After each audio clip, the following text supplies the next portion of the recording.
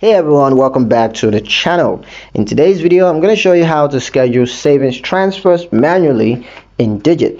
Now, while Digit excels, of course, at automated savings, you can also take control by scheduling manual transfers into your saving goals. This feature is useful when you receive irregular income and you want to make a larger deposit, or you simply prefer more hands-on budgeting. Here's what you need to do. So open the Digits app, go ahead and launch the app and sign into your account using your credentials. Once you're in, navigate to your savings goals. You just tap on goals or savings from the main dashboard to view, of course, all of your active saving goals. Next, choose a goal to fund. Now select the specific saving goal that you want to contribute.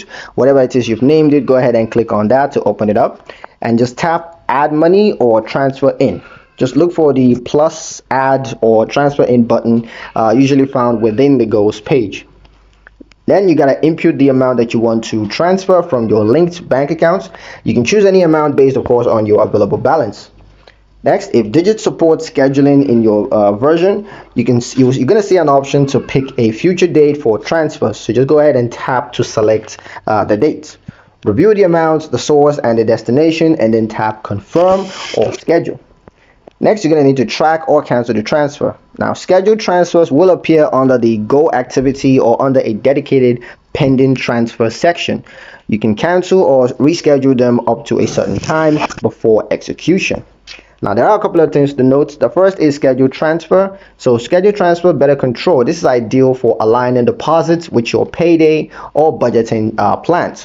Transfer times, so funds may take between 1 to 3 business days to reflect in your Digit savings, and of course no fees. Digit doesn't charge for manual or scheduled savings transfer. Now here's a use case example. Let's say you get paid on the 1st and the 15th of every month.